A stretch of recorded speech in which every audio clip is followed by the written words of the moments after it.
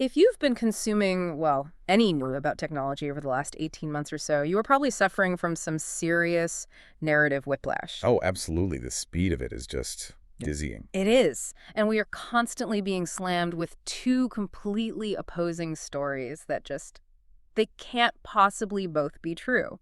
On one side, AI is this inevitable miracle cure. It's the AGI that solves every business problem, generates endless growth, and, promises to make us all wealthy. The second coming of the internet. Exactly. And then on the other side, Yeah. it's framed as this gigantic, cynical waste of capital, a market built on fraud, on vaporware, on debt, and it's all destined for this catastrophic financial correction that'll make the dot-com bubble look Yeah. Quaint. a destroyer of product quality, a vehicle for extraction. I mean, it's an information state that's designed to keep you permanently confused. And that really is what we are diving into today, this whole concept of AI as PR. Right. We're going to look at how both the ecstatic hype and the furious, aggressive hate are being strategically monetized, how they're being deployed in this attention economy. Where clicks are the only currency that matters. And if you can generate a massive volume of either love or hate, you basically control the narrative. And we've gathered a stack of sources that really bring this to life by focusing on this one singular, deeply paradoxical figure. We're talking about someone who gets paid, and paid very handsomely, through his super successful PR firm to promote technology. But at the same time, At the exact same time, he runs one of the tech industry's fiercest and most popular critical media platforms. And he uses it to aggressively expose the financial recklessness and the ethical decay of the very companies his industry serves. and this is the core paradox we really need to unpack. This figure, he runs a top-tier media relations firm, EZPR, but then uses his influential newsletter and his podcast, which we know is one of the fastest-growing tech podcasts of 2024, to use language that would normally get a CEO blacklisted forever. Oh, for sure. He's calling executives chunderfucks and entire corporations putrid ghouls. He is actively working to dismantle the economic bubble that, in some cases, is funding his own paycheck. So we have to ask the question, right? Is this just blatant hypocrisy? Or is it something else? Is it just a novel form of strategic positioning? Where playing both sides is the ultimate attention hack, making sure he captures listeners who are optimists and the fierce skeptics. Or is this duality actually a moral necessity, especially in an era where, as our sources argue, traditional tech journalism is just structurally unable to provide this level of critique? That's the mission. Right. Our mission for you, the learner, is to understand the financial rigor behind this critique, especially this concept of the rot economy and the deeply researched financial models he's using. We need to analyze what this unique flat critic duality reveals about the current state of corporate ethics and, crucially, how companies are trying to monetize all sentiment, good or bad, when it comes to technology. Let's unpack this. Okay, let's start by really establishing the two halves of this personality, beginning with the professional side, the flag. We need to detail the services and, I think, the operational effectiveness of easy public relations to really appreciate the paradox here. Yeah, you do, because this is not a hobby firm. Not at all. It's a highly focused, results-driven engine. That's the crucial starting point. Easy Public Relations, it's positioned as a serious powerhouse in tech communications. They specialize across a really wide spectrum of the industry, B2B, B2C, consumer tech, DevOps, blockchain, you name it. And their mission is explicit. It is. Their explicit mission is to use press articles not just for exposure, but to functionally push their client brands beyond their existing market limits. They see themselves as a force multiplier for visibility. And it's their operational model that truly sets them apart in the PR world, isn't it? They don't operate on retainer with, vague promises. Not at all. They guarantee results, and they ask for payment up front. Which is a bold move. Exactly. The promise of guaranteed press is a very bold move in media relations. I mean, it requires the firm to be supremely confident in their connections and their ability to generate these compelling narratives. And by demanding payment up front with a refund if the placement doesn't happen. It just shows that level of result orientation. It establishes them as a non-traditional high-performance outfit. And the track record, it seems to back up that confidence. What kind of numbers are we actually talking about in terms of placements and reach? Well, to date, EZPR has successfully secured well over 1,000 placements in premier publications. They work with a whole spectrum of clients, from Fortune 500 companies all the way down to smaller, ambitious tech brands like Skydio and Smart News. And the reach, The cumulative reach of these features is massive. We're often talking over 100 million views. This is genuine, high-impact media saturation. And the quality of these placements is high. It's not just quick mentions in a blog post somewhere. They're getting features in key financial and consumer outlets. Absolutely. They advertise securing these exclusive, really sophisticated placements, for instance, in high-traffic outlets like Yahoo Finance. And these aren't just ads. No. They are crafted articles that highlight a client's story, their vision, their market position, which is a huge stamp of influence, especially for financial leaders looking for validation. And then for that immediate broad visibility. They secure those massive digital billboard ads, in iconic locations like Times Square, ensuring the client's brand is seen by hundreds of thousands of people every single day. Oh. So it just demonstrates this precision and a deep connection to securing the right kind of brand visibility. Okay, so that's the professional flack. Results-oriented, precise, and highly integrated into the mechanism of tech boosterism. Now let's pivot to the counter-identity. The public critic. This persona operates through a huge dedicated media platform, the Where's Your Ed At newsletter, which has over 60,000 subscribers, and the Hit Better Offline podcast. What is the explicit mission of this second identity? So the public persona is it's an aggressive counterforce to all that hype. The mission is to systematically and rigorously dismantle the AI hype cycle, but with a very specific tone that resonates deeply with frustrated users and skeptical investors. And one source notes he offers a much-needed moral language for hating generative AI. That phrase, moral language for hating, it just captures the zeitgeist perfectly, doesn't it? It really does. We are so bombarded with uncritical optimism that there's this huge pent-up demand for an equal and opposite voice to counter that inescapable boosterism. Precisely. And this is high-volume, high-intensity critique. It's unfiltered, it's unapologetic, and it uses this kind of populist language that's designed for maximal attention. Right. Calling CEOs chunderfucks. Which implies someone is just utterly full of useless waste. Or dismissing whole companies as putrid ghouls. I mean, that's not just colorful language, it's a calculated rhetorical tool. It is. It pitches the critique in this key of personal affront, and it transforms what could be dry financial analysis into this populist struggle against the perceived wastefulness and, frankly, the unpunished ineptitude of big tech leadership. And in the attention economy, as we said, there's no negative PR, only PR that drives clicks. This aggressive tone ensures the critique just breaks through all the noise, and it generates this fiercely loyal, engaged subscriber base who feel, I think, validated in their skepticism. And that engagement is what's monetized. It's monetized through influence and direct subscription rather than relying on traditional industry-friendly advertising. Yeah. The core argument fueling all this hate is that the generative AI industry is just fundamentally unsound. And that it would just evaporate. It would evaporate if the flood of venture capital funding was simply turned off. This brings us to the most difficult question, really. The analysis of this duality's strategic value. On the surface, if you are running a successful PR firm, attacking the entire industry seems like, well, professional suicide. So why is this duality so effective in the modern media landscape? It creates this powerful self-reinforcing loop of credibility and proprietary knowledge. How so? The dual role grants him unique, first-hand access to the commercial reality and the operational failures of the sector. I mean, he is literally talking to clients who are trying to solve real-world problems while simultaneously observing the absurd allocation of capital at this macro level. So the analysis is grounded in commercial reality. It's not just academic or ideological speculation. That insider knowledge lends this tremendous authenticity to the public critique. That's the key differentiator. He is not unshackled by ideology, but he is, and this is important, unshackled by the institutions of traditional tech journalism. Right. As one reporter noted, established journalists often pull their punches because their institutions and their advertising revenue are intrinsically tied to the continued success of the tech ecosystem. Yeah. They don't want to be seen rooting for an industry's demise. Whereas the critic can afford to be brutally honest about the financial realities because his media platform is built on selling the hate, not the access. Exactly. This independence is highly valuable. And his deep relationships with working journalists, some of whom are his friends, are built on trust. They know he wouldn't bring them something that's just rubbish to report on. So his background in PR, understanding how to construct a rock-solid narrative, paradoxically makes his criticism of the macro industry even more potent and harder to just dismiss. It does. But let's challenge this, because this is where you, the listener, might be perceiving some hypocrisy.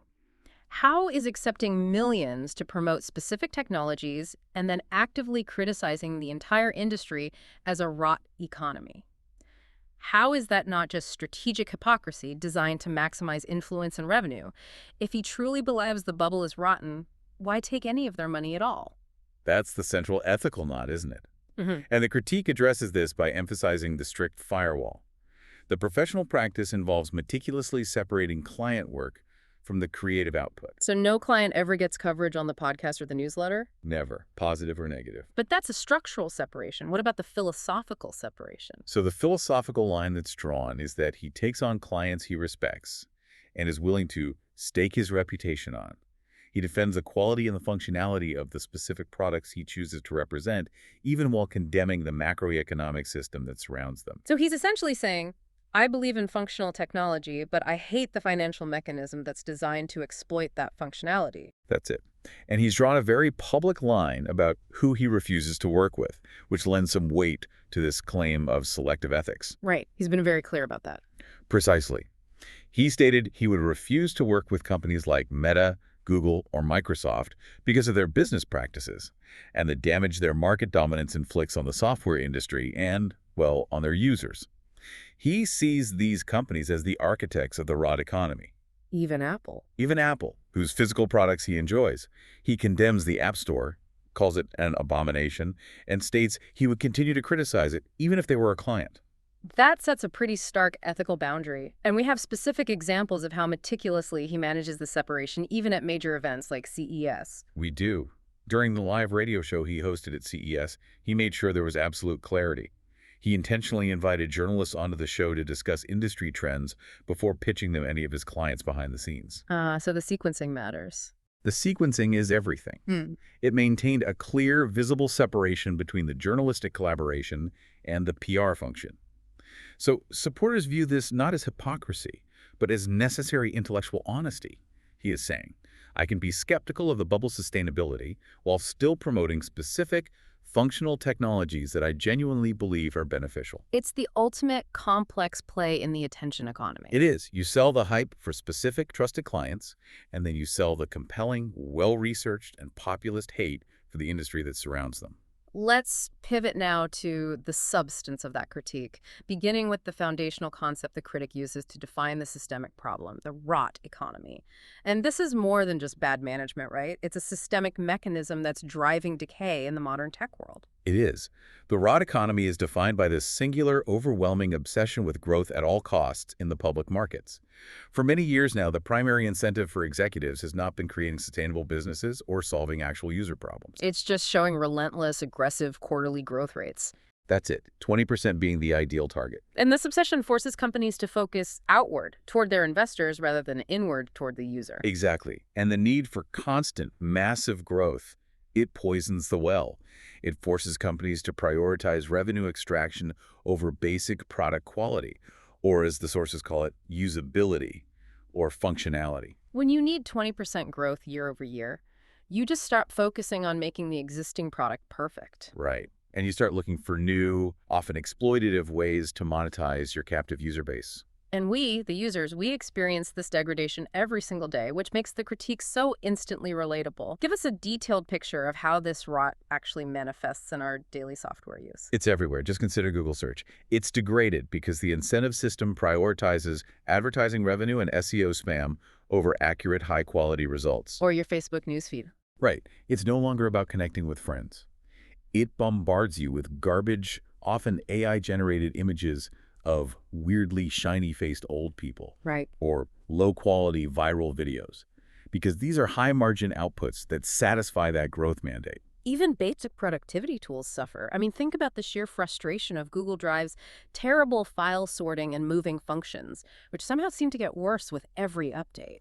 That deep, pervasive frustration, that collective feeling that the shittiness has become so profitable, that's the emotional core of the critique. Things were better, but now the only incentive is to extract money from users who are too locked in to leave. And when management consultants and MBAs are running the show, the focus shifts from optimization to extraction. They're constantly searching for new growth vehicles because they cannot, or maybe they just will not, provide actual value with the products they already have. And this brings us squarely to generative AI. The critique identifies this not as genuine transformative innovation, but as a desperate Hail Mary. It's the next vehicle. The next vehicle needed to reignite hypergrowth after the failures of previous hype cycles, like AR/VR, the metaverse, IoT, and 5G. And this is where the critique escalates into a really stark warning. The most provocative comparison made is that the current AI boom is the tech equivalent of subprime mortgages. Yeah, that's a heavy one, because the entire edifice is built upon fundamentally unsound assets-inflated valuations based on future non-existent revenue and massive unsustainable capital expenditure, CapEx, that's all built on debt. So just like the 2008 financial crisis, the system is fundamentally unsound, and it guarantees a violent market correction, a fiery apocalypse, because the assets are not backed by real sustainable cash flow. Exactly. They are prioritizing the concept of growth, the narrative of inevitable success, Sure. over the reality of quantifiable, monetizable value. The critique argues this is just debt-fueled infrastructure spending in search of a profitable application that has not yet materialized at scale. Let's challenge the common media narrative about job replacement then.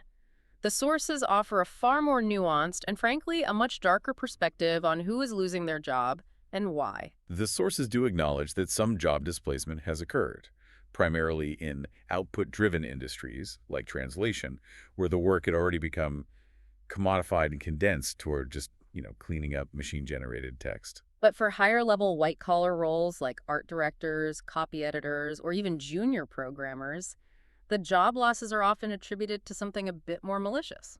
Yeah, they are. Which is? They are attributed to lazy, incompetent cost cutters who are using the AI hype as a convenient, neutral excuse to just slash contract labor. So the machine didn't fire the worker. The manager, using AI as a cover story, did. The decision was all about financial expediency, just masked by technological inevitability. That shifts the blame from the technology right back to the management, which reinforces that whole rot economy theme. It does. Generative AI fundamentally operates by creating outputs, text, images, code snippets, and it defines all human labor as such. But the core flaw highlighted is that true, valuable, highly paid, work-like, complex software engineering, culturally nuanced translation, or high-level strategic writing requires context. And cultural meaning, novel thinking, style. Right. These are capacities that large language models fundamentally lack. They mimic, but they do not understand. So let's focus on software engineering, a sector that's constantly under threat by LLM hype. Detail why LLMs cannot replace software engineers despite all the claims that they can write 80% of the code. The problem is that software engineering is not just writing code. It is systems architecture, it's maintenance, and crucially, it's dealing with technical debt. The sources say that LLMs function like a clever but woefully inexperienced intern who can't learn. Okay, so they're excellent for simple boilerplate tasks. Right, writing a basic function or a common script, they're great. But where do they fail spectacularly? They fail on two critical fronts. Complex, novel problems that require a synthesis of new information and integration with vast, mature code bases. Okay, explain that. When you work in a mature code base, say a 20-year-old banking application, you need to understand the architectural intent, the historical technical compromises, and the subtle interactions between thousands of lines of code. An LLM, which works probabilistically, has no concept of this system. It can suggest a local fix that introduces a massive, unpredictable bug-free dependencies down the line. And that failure point makes them a net negative in many cases, rather than a productivity booster, because the engineer now has to rigorously verify all the output. That's the key operational flaw. Because LLMs generate language probabilistically, you just can't trust them completely. An engineer has to read and verify every single line of code the model produces, especially in mission-critical applications. And that verification and debugging burden, it often negates any speed increase. Totally. The LLM is essentially trapped in this state of advanced but systemic incompetence. A human intern, while they might be slow, they represent promise and hope. They're capable of learning, absorbing context, and growing into a useful team member. The LLM is static.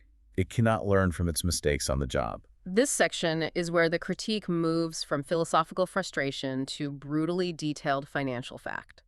The argument is that the massive funding headlines we are constantly bombarded with are not organic. They're manufactured purely to perpetuate the bubble. And primarily to benefit NVIDIA and OpenAI insiders. Right. It's the theater of inevitability. It is. The financial commitments being publicized are astonishing, and they are explicitly stated in the sources to be deals that are intentionally made to continue the myth of generative AI. This pumping is designed to inflate NVIDIA's stock price and to ensure that OpenAI insiders have the liquidity to sell billions of dollars of shares at these elevated valuations before the music stops. So let's focus on OpenAI, the supposed leader, because the scale of their financial needs compared to the lack of a viable business model is genuinely astronomical. The numbers are mind-boggling. OpenAI is reportedly on the hook for over $1 trillion in expenses over the next 4 years to build out the necessary compute infrastructure. Wait, say that again, $1 trillion. $1 trillion. Think about that scale. That is a budget typically reserved for national defense or massive global utility projects. Why is the cost so immense? What is that $1 trillion specifically funding? It's funding two major things: massive data center construction and massive hardware contracts. The estimate includes building 10 gigawatts of data centers, which is roughly the equivalent capacity of 10 large nuclear power plants, and signing these huge forward-looking contracts. For instance, it promised $300 billion in business to Oracle and $22.4 billion in promised business to the neocloud provider CoreWeave. Meanwhile, OpenAI is forecasting billions in losses, showing no clear path to affording this infrastructure through their existing products. okay, I have to pause on that $1 trillion figure. That's a larger sum than the GDP of many developed nations. How can a company with no clear path to profit justify or even attempt to handle a commitment of that size? Well, it just speaks to the utter irrationality of the hype cycle. The critique argues that they can only say they are on the hook for it because the narrative demands it. If they admit the infrastructure is too expensive to build without massive guaranteed future revenue, the bubble collapses. Exactly. These partnerships with Oracle, with CoreWeave, they aren't simply purchases.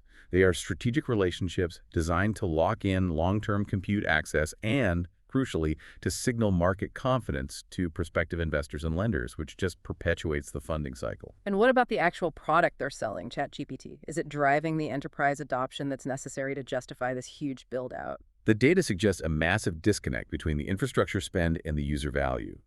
Even OpenAI's own literature suggests that 90% of users only engage with the product for simple chat purposes, for curiosity, entertainment, or quick, non-critical tasks. Which leads the critic to describe it harshly as a parasite, not a product. Right. It's not creating genuine, repeatable, mission-critical value that customers are forced to pay for. It's a toy. And we can see this lack of demand clearly illustrated by the Microsoft Copilot litmus test. I mean, if anyone can sell Gen AI to enterprises, it's Microsoft. You'd think so. Yet their adoption figures are shockingly weak, despite having a completely captive audience. Microsoft is the gold standard for enterprise sales. They have 440 million subscribers to Microsoft 365, which means the potential customer base for Copilot is enormous. But the numbers tell a different story. They do. Estimates suggest less than 3% of that massive subscriber base is paying the full $30 per month for Copilot. The estimated annual revenue from Copilot is only around $2 billion to $4 billion. For a trillion-dollar company, that sounds like a rounding error. It is described to the sources as piss poor for a company of Microsoft's size and scale. If they were truly selling a transformative, must-have product, that adoption rate should be exponentially higher. And the physical evidence of this slow adoption is even more damning when we look at the infrastructure usage. Absolutely. Sources indicate that GPU utilization for the enterprise Copilot product, so how much the hardware dedicated to running Copilot is actually being used by paying customers, is barely scratching 60%. And that's a smoking gun. It is. For a CapEx-heavy product where Microsoft has invested massively in hardware, low utilization indicates slow marginal demand. They built an 8-lane superhighway when only 2 lanes are currently seeing traffic. So if Microsoft, the company best positioned to sell this technology to enterprises, can't sell it successfully, the core argument is that nobody can. Nobody can. This financial deconstruction leads to the final critical mechanism for maintaining the bubble, the NVIDIA NeoCloud circular funding loop. We need to go into depth here. First, what are neoclouds, and what is their combined revenue outside the Big Seven? So neoclouds are these specialized AI compute providers, companies like CoreWeave, Navius, and Lambda, that rent out massive blocks of GPUs, primarily NVIDIA, to smaller AI startups and research entities. They're supposed to be the scaling infrastructure for the next generation of AI companies. And their combined revenue. Here is the astonishing figure, outside of the Magnificent Seven. So Microsoft, Google, Amazon, OpenAI, NVIDIA. The combined annual revenue of all these specialist neocloud providers is less than $1 billion. Less than $1 billion combined. That seems fundamentally incompatible with the narrative of an exploding AI ecosystem that requires trillions in infrastructure. It is incompatible. And this low revenue figure is the trigger for the circular funding loop. NVIDIA's entire strategy is designed to mask this lack of organic demand. They funnel money to these neoclouds via minority investments, strategic contracts, or favorable terms, specifically to inflate the neocloud's valuation. And what happens once those valuations are inflated? The inflated valuation and that stamp of approval from NVIDIA allow the neoclouds to secure massive amounts of private credit and debt, often from major financial institutions like Goldman Sachs and JP Morgan. The money is secure on a promise of future growth. And what is the immediate, non-negotiable use of that new debt capital? It's immediately used to buy more NVIDIA GPUs. So the bubble isn't about AI solving problems or even generating revenue. It's about a closed, debt-fueled ecosystem where the only real guaranteed purpose is to buy more hardware from one specific company. The neoclouds are just debt vehicles for NVIDIA sales. That is the ultimate conclusion of the critique. The AI bubble is the Magnificent Seven, and its primary function is to fund NVIDIA's hardware sales through this elaborate debt-dependent cycle. And this is evidenced by the fact that $50 billion a quarter is going into data center funding for an industry that when you look outside the closed loop of the major players and their internal transfers, has less organic revenue than the highly popular video game Genshin Impact. I want to spend a moment on that juxtaposition. Genshin Impact is a fantastic game, but it is ultimately entertainment, a highly polished gacha system. Why is having less revenue than a popular mobile game such a profound indicator of failure for an industry that claims to be the foundational economic engine of the future? Because it reveals where consumer money is actually flowing. People are paying billions for high-quality, addictive entertainment and extractive mechanics, which are systems that have perfected monetization. And the AI industry. The AI industry, in its current public manifestation, is failing to create a product that people are willing to pay billions for because it fundamentally lacks utility outside of R&D or very niche functions. This massive debt-fueled infrastructure is being built on the assumption of a future gold rush that simply isn't showing up in the current accounts. It just highlights the profound disconnect between market narrative and commercial reality. The financial rigor we've just discussed leads us directly to questions of media integrity. The critic has been highly vocal about what he calls the phony comforts of optimism in tech journalism. If the data is this clear, why isn't traditional media covering it with the same conviction? Well, the sources argue that optimism is the path of least resistance. It's comfortable, and therefore it requires minimal scrutiny. To be cautiously optimistic means you don't have to challenge power structures or rigorously verify claims. Exactly. It allows pundits to prioritize comfortable access, asking soft questions of CEOs, and ultimately avoiding the truly difficult, rigorous work that skepticism demands. And what does rigorous skepticism require in this context? It requires hard work. Proving that a multi-billion-dollar company is financially rotten requires constantly pushing against the prevailing consensus and battering your own arguments. The critic frequently cited the 2 weeks he spent poring over CoreWeave financial statements with his editor, meticulously trying to steelman the opposing hypothesis. For our listeners, let's just pause and define that specific term, steelman. To steelman, an argument is the opposite of a straw man. It means you take the strongest possible version of your opponent's argument, in this case the claim that CoreWeave is sound, and you try your absolute hardest to prove your own financial critique wrong. Only when you've exhausted every possible defense of the optimistic narrative can you confidently present your skeptical conclusion. And that level of rigor is just absent when journalists prioritize access over analysis. That contrast easy access and uncritical reporting versus hard analysis of public records is why the sources argue traditional tech journalists become captured by the industry they cover. It directly violates fundamental journalistic ethics. News organizations worldwide have specific guidelines meant to ensure trust. For example, APM reports ethics explicitly prohibit using generative AI to draft final reporting or replace a journalist's voice, ensuring human editorial oversight. And journalists are consistently warned against accepting press releases at face value. precisely because they are inherently designed to create a favorable impression and reflect institutional power relations, the very thing the rot economy requires. And the critique highlights specific conflicts of interest that really undermine public trust. Yes, a specific high-profile example is cited.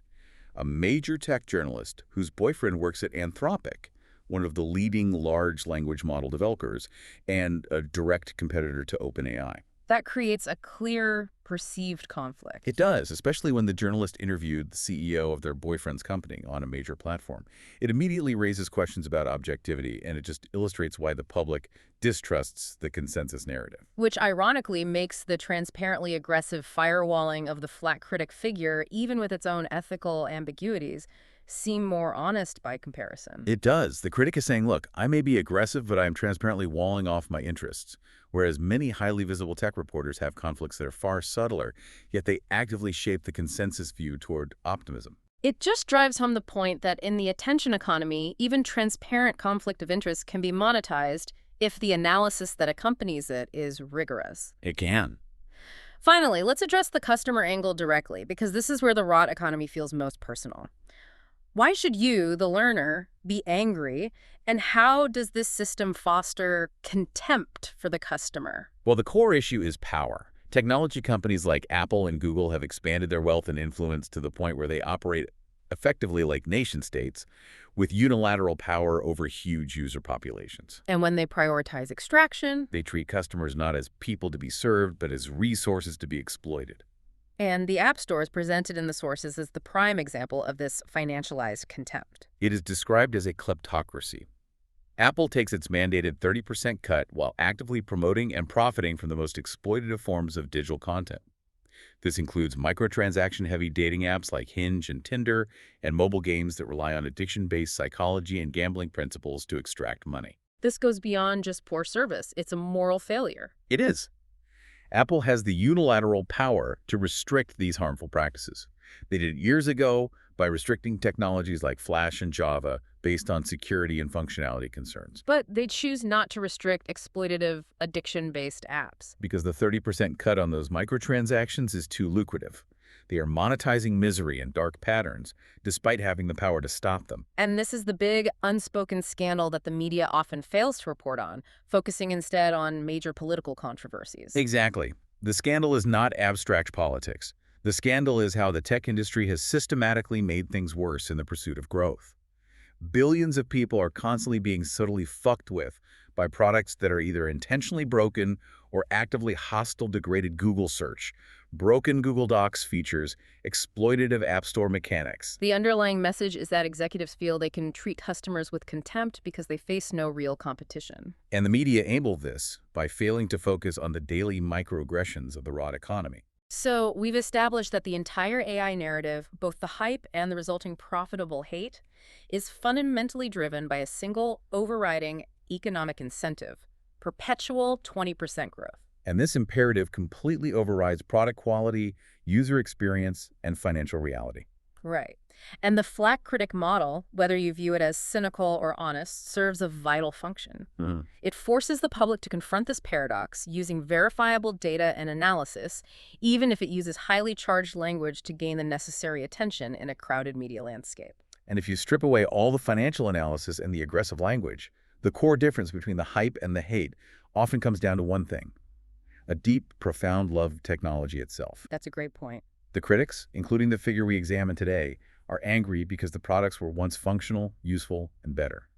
They see the potential for technology to genuinely improve lives being systematically crushed by the relentless, toxic, profit-at-all-cost demands of the rot economy. So they aren't asking for the end of progress. They are arguing for a better computer, a system that provides functional service and might only be worth a few $100 billion, rather than one worth trillions that provides systemic exploitation and broken products. Exactly.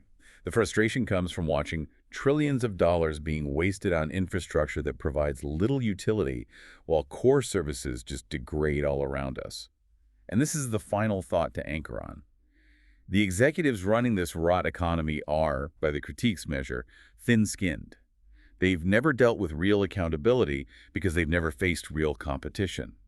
They are brittle. So what happens when the collective realization that users have been conned, that this hype is hollow and the product is degrading, translates into a unified pushback against these exploitative systems? Well, the tech giants need you to feel hopeless, that they are too big to fail or too complex to change. They believe their systems are too deeply entrenched for you to act in a way that doesn't ultimately benefit them, whether you click on the hype or the hate. They just need you to keep scrolling and paying the 30% cut. We challenge you to view every piece of software you use and every tech headline you read through the lens of growth. Ask yourself, who benefits from this product getting worse or this company's valuation getting bigger? And why should you demand better, functional technology rather than simply accepting the pursuit of ever bigger numbers?